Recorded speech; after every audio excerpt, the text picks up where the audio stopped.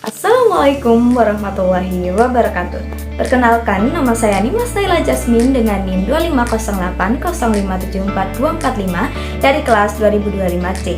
Pada kesempatan kali ini, saya akan mempresentasikan mengenai analisis perusahaan multinasional Samsung Electronics Company Limited berdasarkan konsep bisnis internasional. Selanjutnya, kita akan memasuki profil perusahaan Samsung Electronics Company Limited. Samsung Electronics merupakan perusahaan teknologi asal Korea Selatan yang didirikan pada 1969 dan menjadi bagian dari Samsung Group. Perusahaan ini bergerak di berbagai bidang teknologi seperti smartphone, televisi, semikonduktor, perangkat rumah tangga, dan berbagai produk elektronik lainnya. Samsung telah berkembang menjadi salah satu perusahaan teknologi terbesar di dunia dengan jaringan bisnis yang tersebar di berbagai negara. Oke, selanjutnya kita akan memasuki mengenai analisis strategi multinasional. Samsung menerapkan strategi transnasional, yaitu strategi yang menggabungkan efisiensi global dengan kemampuan beradaptasi terhadap kebutuhan pasar lokal. Melalui strategi ini, Samsung mampu mempertahankan standar kualitas global yang sama di berbagai negara, namun tetap menyesuaikan produk dan strategi bisnisnya dengan karakteristik konsumen lokal. Strategi tersebut menjadi salah satu faktor yang mendukung keberhasilan Samsung dalam persaingan global. Selanjutnya, kita akan memasuki analisis strategi produksi internasional. Samsung memiliki fasilitas produksi yang tersebar di berbagai negara seperti Vietnam, India, Cina, Indonesia, Slovakia, dan Meksiko. Penyebaran fasilitas produksi ini memberikan keuntungan berupa efisiensi biaya, kemudahan distribusi produk, serta pengurangan resiko operasional. Selain itu, Samsung juga menerapkan sistem supply chain management untuk mendukung efektivitas proses produksi dan distribusi secara global. Selanjutnya, kita akan memasuki analisis strategi pemasaran internasional. Samsung mengkombinasikan strategi standarisasi global dan adaptasi lokal dalam kegiatan pemasarannya. Perusahaan mempertahankan citra merek yang konsisten secara global sebagai perusahaan teknologi inovatif, namun tetap menyesuaikan strategi promosi dengan budaya dan karakteristik konsumen di berbagai negara.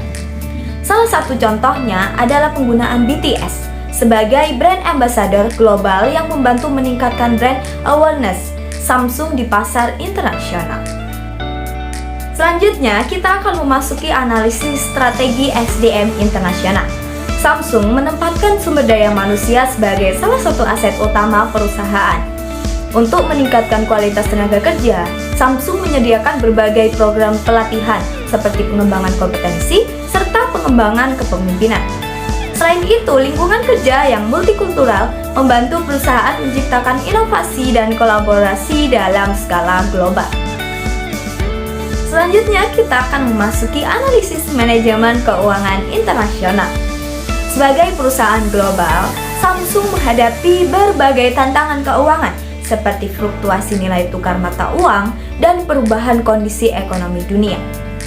Untuk mengelola risiko tersebut, Samsung menerapkan strategi manajemen risiko keuangan melalui kegiatan hedging atau lindung nilai. Selain itu, Samsung juga memiliki peringkat kredit yang baik sehingga mampu mendukung kegiatan investasi dan ekspansi bisnis internasional. Selanjutnya, kita akan memasuki deskripsi risiko politik dan strategi negosiasi internasional. Sebagai perusahaan multinasional, Samsung menghadapi berbagai resiko politik yang dapat mempengaruhi aktivitas bisnis internasionalnya. Salah satu contohnya adalah persaingan teknologi antara Amerika Serikat dan Cina yang berdampak pada rantai pasok global dan perdagangan internasional. Untuk mengurangi resiko tersebut, Samsung melakukan diversifikasi lokasi produksi, memperluas investasi internasional, dan menjalin kerjasama dengan berbagai pihak di tingkat global. Selanjutnya, kita akan memasuki demonstrasi fungsi manajemen atau biasa disebut dengan POAC. Yang pertama ada planning.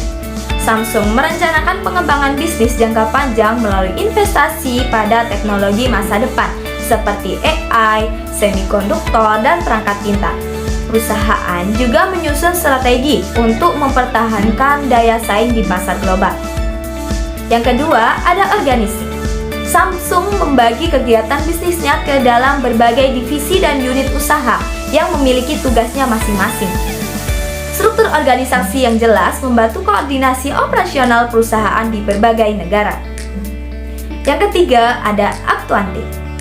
Samsung melaksanakan strategi bisnis melalui inovasi produk, pengembangan sumber daya manusia, serta perluasan pasar internasional. Peluncuran produk baru secara berkala menjadi salah satu bentuk implementasi strategi perusahaan. Yang terakhir ada controlling. Samsung melakukan evaluasi kinerja, audit internal, dan pengendalian kualitas produk untuk memastikan tujuan perusahaan tercapai. Hasil pengendalian digunakan sebagai dasar untuk melakukan perbaikan dan peningkatan kinerja di masa mendatang. Berdasarkan hasil analisis yang telah dilakukan, dapat disimpulkan bahwa Samsung Electronics merupakan salah satu perusahaan multinasional yang berhasil menetapkan strategi bisnis internasional secara efektif. Keberhasilan tersebut didukung oleh strategi transnasional, jaringan produksi global, pemasaran internasional yang kuat, pengelolaan sumber daya manusia yang baik, serta manajemen keuangan yang efektif. Adapun rekomendasi yang dapat diberikan adalah yang pertama, ada meningkatkan investasi pada teknologi AI dan semikonduktor. Yang kedua, ada memperluas diversifikasi lokasi produksi untuk mengurangi resiko geopolitik. Yang ketiga, ada memperkuat program keberlanjutan guna mendukung pertumbuhan bisnis jangka panjang.